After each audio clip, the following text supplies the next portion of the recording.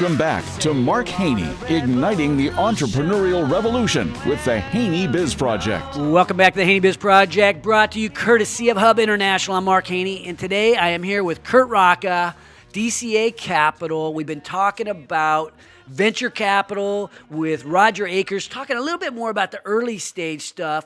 Now at DCA, you typically work with companies that are a little bit more mature, don't you, Curt? We do. We're not as smart as Roger. It's hard enough figuring out what businesses are going to work, but when they haven't even really started or scaled, they don't have customer validation.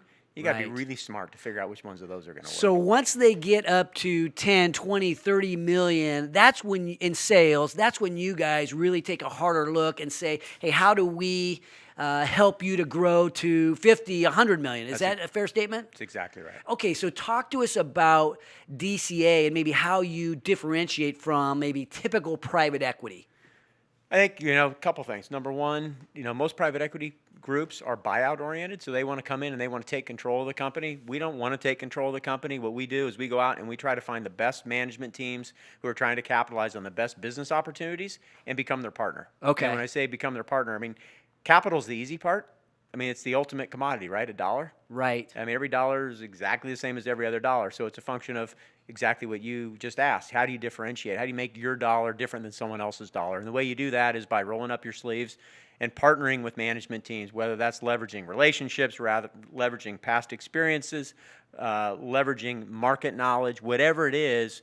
We try to find opportunities where we can add value beyond just the dollars that we invest. Now, it's, you're going in and typically investing in the existing management team. They've got a plan that is scalable, and then bringing in a little bit more of your or some of your advisory skills, your connections, along with the capital. You're taking a minority interest in the companies, and then helping them to accelerate their growth. What can you give us some examples of what that might look like? Sure. I mean, we had one company that was very small. It was about $6 million in revenue, which is below our normal threshold, but a great company, a company down in Fresno, this particular one, and they were very active in the business of online surveys. So sort of a survey monkey, but an enterprise version. Okay. And it was two guys, a guy out of Stanford and another guy that grew up there in Fresno, and they had been scaling the business nicely, but we're just at this wall. And so we provided some capital, only a few $1 million, which was really all they needed. I think Roger mentioned earlier, don't take more money. The best advice for companies, I don't care what stage, don't take money that you don't really understand how you're going to use it. Okay. And on the early stage, unfortunately, what you wind up having is people who have never had money, and all of a sudden they have money and they get a little bit drunk with the money they have, and they say, gee, let's try this, let's try that, and all of a sudden the money's gone. Just about the time they figure out how to use money effectively, it's gone, right? And at that point, getting more of it is really, really expensive. What's the best way to use money when you're talking about growing? Is there acquisitions that might be sitting there ready to happen, or maybe it's some software or a management team that needs to be expanded? It's a great question, and it's different for every business and every different opportunity. Acquisitions can be great, but also investing in just hiring the best people. A lot of times one of the biggest mistakes that we see, which isn't the question you asked, but I'll play politician for a minute and answer a question that's similar enough. One of the biggest mistakes that they make is cheaping out on just hiring people that are good enough. Instead of going out and saying, who is the best person in the world? My opportunity is worthy of the best person in the world in this discipline wanting to come to work here, and going out and getting them and going out and selling your story. It's selling your story to attract capital is no different than selling your story to attract talent. And people get really good at it at some point in terms of trying to raise capital. And if they take that same discipline, trying to get the best possible people on their team, they'll be much more successful. And, I think about that a lot of times as CEOs. Typically, we're the ones that are making the molecules move, right? We are pitching or are working in a sales process to raise capital, to get those customers, to employees, as you talked about, and to get the customers. But what I'm going to suggest, maybe we demystify this process a little bit for the average person who might not quite know what private equity or growth equity financing, the process might look like. So I'm a small business person. Let's say I'm 6 million, 10 million, 15 million.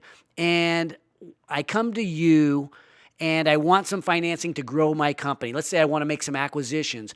Walk us through that process. Where does it begin? And then at the end, I'm assuming the company has grown and maybe has a nice exit for them and for the ownership and their families. Walk us through that process. What are the key points in time that are that might be kind of complicated for people? Yeah, I mean, I think the easiest way in my mind to demystify it and put it in terms that are really simple that everybody can relate to, and that is just, it's no different than bringing on a business partner. Okay. Right? That's all you're doing. At the end of the day, that's all you really are doing is you're going out and saying, gee, you know what? I could use a business partner. Well, gee, what characteristics would I like the perfect business partner to have? Well, I'd like them to be rich. Okay. You know, I'd like them to have some relevant experience. I'd like to have them have some relationships that I could leverage. You know, you just look at what does your ideal vision look like for a business partner, and then go out and interview people, right? Mm-hmm. And a private equity group is one person that could fit that profile, but Mark Haney is someone else that might fit that profile, right? There's a lot of people, and the key is really just thinking about it in terms of, gee, I could really, what more could I do with my business if I wasn't limited by capital,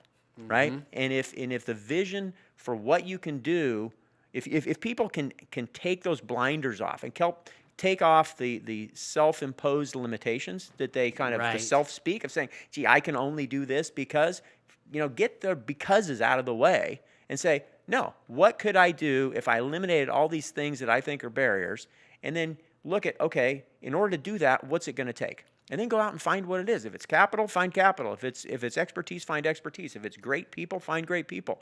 And if you can have someone, and that's what we at DCA try to do, is be a catalyst for all of that, right? We can provide the capital, we can provide the relationships, we can provide the expertise. And the biggest thing that we're very passionate about in everything we do, whether it's our M&A side or our private equity side, it's all about alignment of interests. And I think that is probably the ultimate answer to your question is what are you looking for in that partner is make sure that everybody's trying to accomplish the same things for the same reasons. Because ultimately, you're going to wind up having some tough conversations along the way. You bet. And it's, you know, when you have those tough conversations, they're a lot easier to have if everybody knows that each other that everybody's trying to accomplish the same objective, even though they may have a different roadmap of how to get there. And when you partner with a DCA or another growth equity financing, or even a Mark Haney, mine might be different. But a lot of funds are set up to mature after a certain amount of time, 10 years, let's say, on average.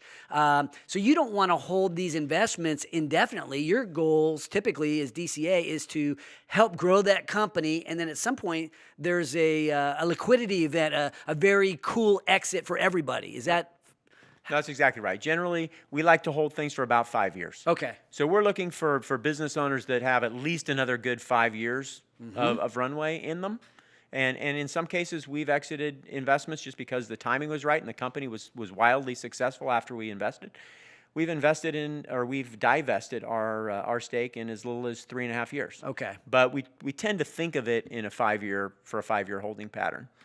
And, you know, when we come back, I'm going to bring Roger back on, and the three of us will talk about maybe any blurred lines that exist between private equity, venture capital, and angel financing. Is, you know, those things can seem a little bit overwhelming. Which way is the best way to turn based upon the size of my company? Where's the best place to go get the advice just to start taking a baby step? And we'll talk about that stuff. When we come back, we'll get Roger Akers back on here. Also going to talk about the Capital Cup and some great things that both of you guys are doing right here in our region. This is the HaneyBiz Project.